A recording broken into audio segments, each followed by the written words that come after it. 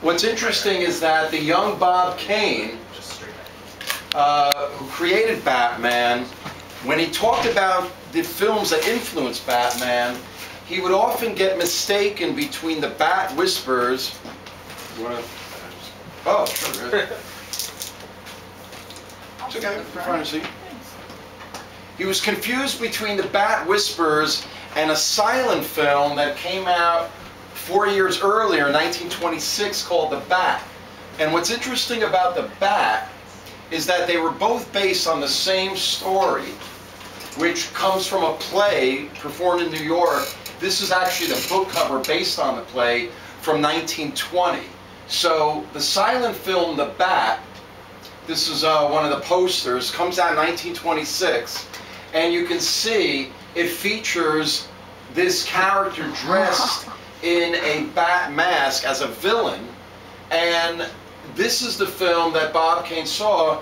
What's interesting is that Superman starts out, this is the very first Superman story in a science fiction fanzine by Jerry Siegel and Joe Shuster. Superman starts out as a villain. So it's interesting that in this movie, The Bat, the character wearing the bat mask that Bob Kane remembers seeing is actually the villain of the story. And he's terrorizing people living in a mansion, and as a way of announcing that he's going to terrorize them, he projects the bat signal.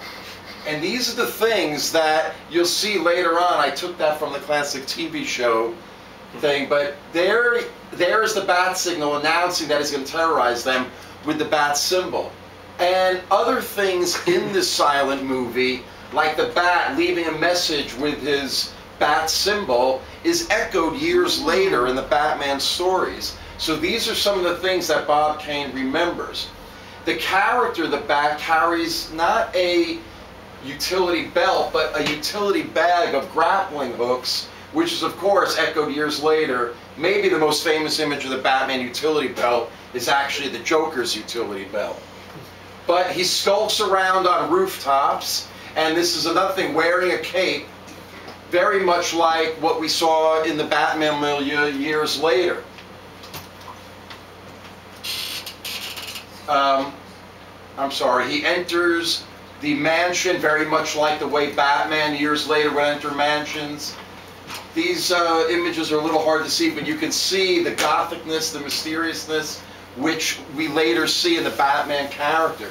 Even the title card, if you look at the latest logo of The Dark Knight, it seems like they've even gone back to the essence of this movie.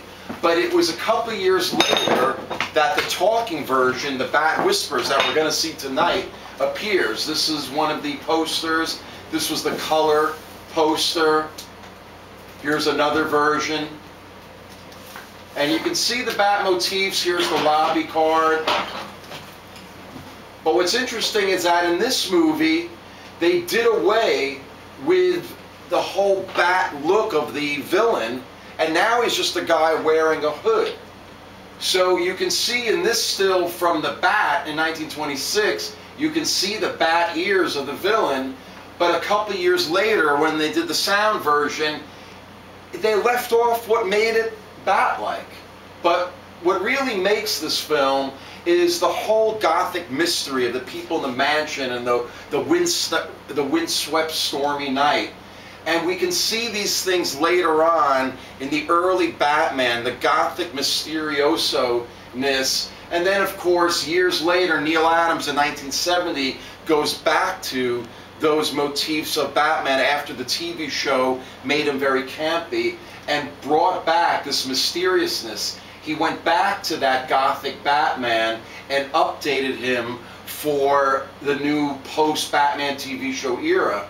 And we could see the effects of the Neil Adams Batman years later in The Dark Knight, and it was The Dark Knight that leads to the Dark Knight films, which leads to the movies that we have today that is going to be opening up soon. A little interesting side note, The Bat was later remade in 1959 with the classic Vincent Price as the lead character. And they sort of returned to the idea of the Bat as a hooded menace. This time they add the cap, and they add, for some reason, this claw-like character. The woman being menaced is the famous Agnes Moorehead, which you might know her as the mother of Citizen Kane, but I, as a Twilight Zone fan, know her in one of the greatest Twilight Zone episodes, shameless plug. In a couple weeks, I'll be doing a Twilight Zone mini marathon right before the Sci-Fi Marathon, and I'll be showing that Agnes Moorehead episode. But plug aside, ladies and gentlemen, for really the first time in New York history that I can remember, the influence on the Batman, the Bat Whispers. Thank you.